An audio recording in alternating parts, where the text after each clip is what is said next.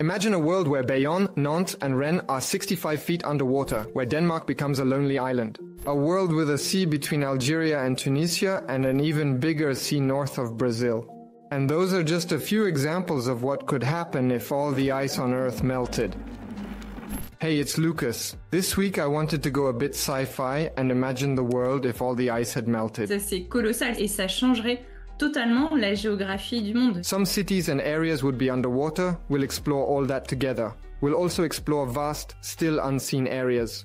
For this new episode of The Great Explanation, I wondered what the actual consequences of all the ice melting away would be, and given this extreme scenario, what we would be risking. Let me explain.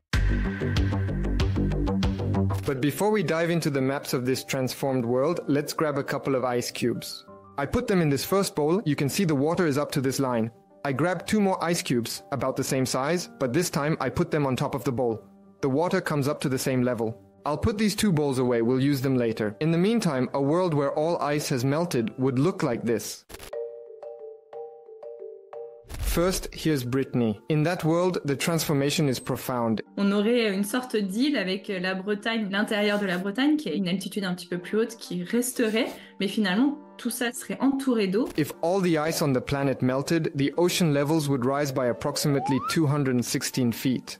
That's the estimated increase in 2 recent IPCC reports. To give you an idea, 216 feet is approximately 33 feet more than the distance between the ground and the first floor of the Eiffel Tower, like a 23-story building. This means that the west coast of France ends up mostly underwater. La Rochelle sous l'eau, Bordeaux totalement sous l'eau également. That's also the case for the Mediterranean coast. Water will rise, especially along the Rhône Valley, almost all the way to Montélimar.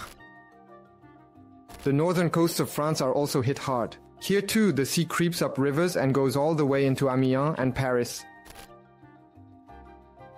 But this total melting of the ice is also changing many other places around the world.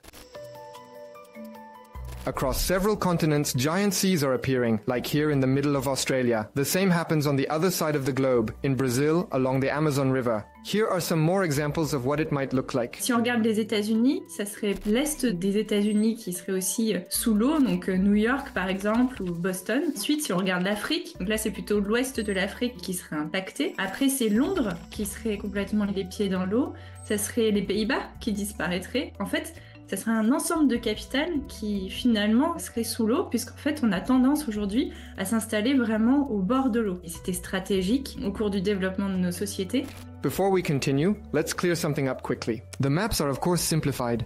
To create them, we used data on coastal elevation at different locations from various websites. Then we simplified them to enhance readability, huge thanks to Brut graphic designers who made this possible. In reality, the water wouldn't rise uniformly everywhere. The pace of rising waters, the type of soil, or certain natural barriers could also change this distribution.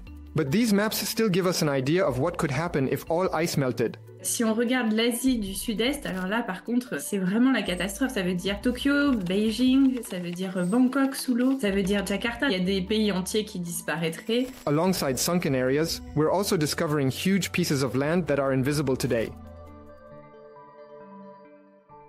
Until now, these mountains were hidden under several meters of ice. Welcome to Greenland. More broadly, here's the landscape that lies beneath the ice as depicted by an American study. There are also large stretches of ice floes in the ocean all around. Ça veut dire que cette couche de glace, en fait, elle disparaîtrait aussi. Donc ça veut dire qu'on aurait un océan, l'océan Arctique, qui serait un océan noir, qui du coup n'aurait plus du tout l'écosystème qu'on peut imaginer avec des ours, des phoques. On the other side of the globe, here's what the Antarctic continent looks like under the ice. But what if we went up 216 feet? Là, d'un coup, on a des îles absolument partout. Il y a une grosse partie en fait de l'Antarctique qui est située sous le niveau marin. Et c'est des îles, c'est des canyons. Il y a une chaîne de montagnes aussi qui traverse l'Antarctique. I discovered that, after that happens, the land in Antarctica and Greenland would probably rise. Today their level is lowered by the weight of the ice. Si on enlève ce poids, en fait, il va remonter petit à petit, mais ça va prendre des milliers d'années. According to the same American study, in the long run, this is the result of removing the weight of the ice. In both continents, a larger chunk stays out of the water. Before we see if this doomsday scenario of an extra 216 feet is really possible, let's first figure out where all this water could come from. Currently, approximately 10% of the land and 6% of the oceans on Earth are covered in ice. On peut vraiment séparer deux grands groupes, donc tout ce qui est glace continentale, donc qui se forme sur les continents à partir des précipitations de neige. What we call continental ice, for example, is like the ice cap covering Greenland or Antarctica. But also mountain glaciers like the Sea of Ice in the Mont Blanc Massif.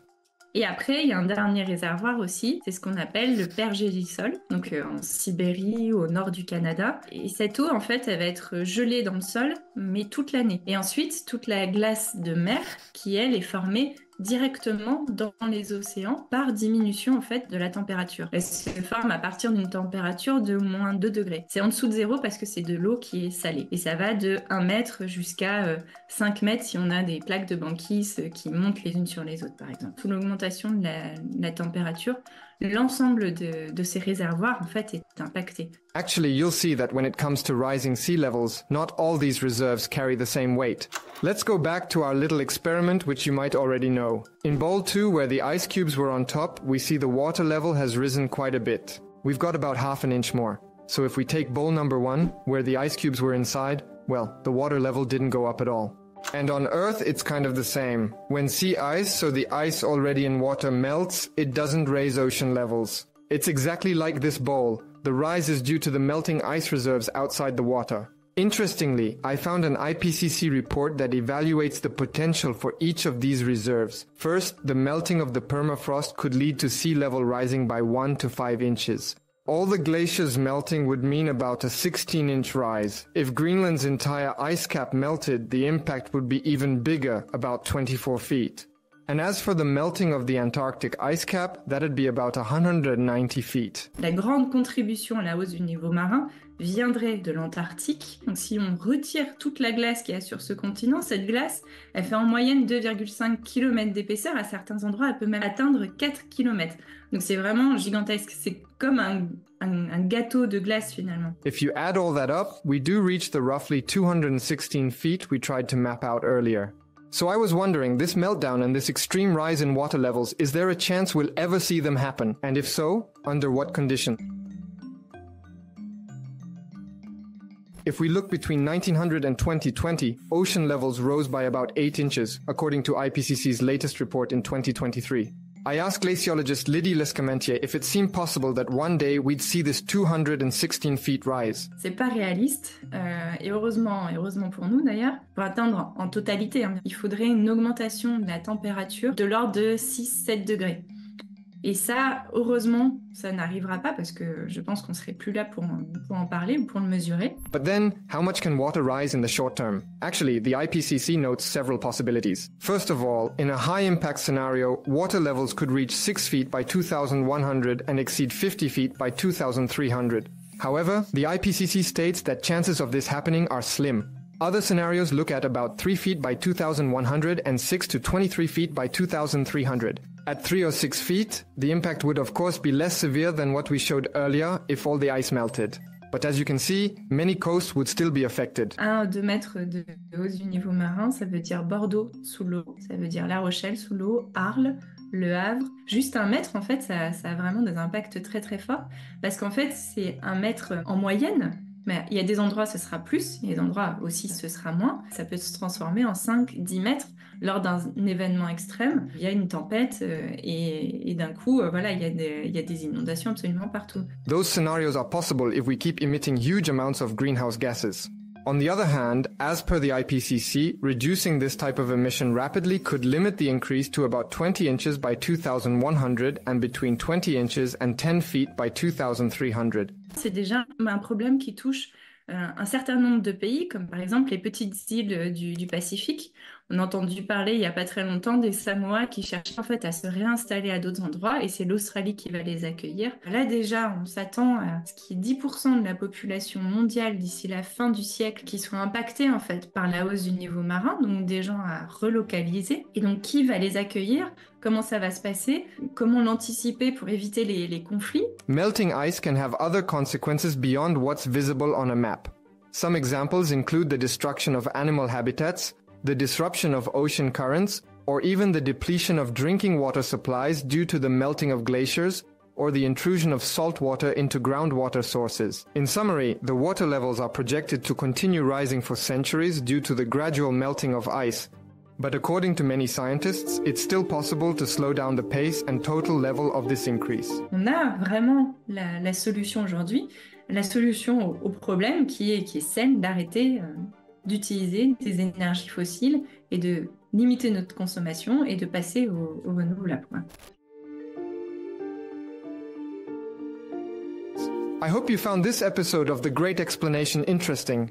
This is just a starting point. Feel free to share your thoughts in the comments. Thanks to Lydie Lescarmentier, she told me a lot of super interesting stuff, and unfortunately I couldn't include it all in this video. She also told me that melting ice is not the only cause of rising water levels. Il y a une autre contribution qui vient pas en fait de la glace à cette hausse du niveau marin, c'est ce qu'on appelle l'expansion thermique. C'est le fait que quand on réchauffe les océans, comme quand on réchauffe en fait de l'eau, cette eau va s'expanser et donc va prendre un volume plus important. Ce niveau marin, il augmente d'environ 4 mm par an. Il y a un tiers qui correspond en fait à une contribution des glaciers, un tiers des calottes et un tiers de l'expansion thermique. Mais ces contributions, elles vont changer. L'expansion thermique va devenir plus faible, parce qu'en fait c'est quelque chose qui peut pas évoluer sans fin. Par contre, les contributions, par exemple, des calottes Groenland et Antarctique, va vraiment augmenter et va prendre le dessus maintenant sur celle des glaciers. In 2013, National Geographic simulated a complete ice melt. You'll find the link to that video in the description. Big thanks to all the Brut teams who made this video and all the other ones you can find on our YouTube channel possible. For a new episode of The Great Explanation, see you next Sunday.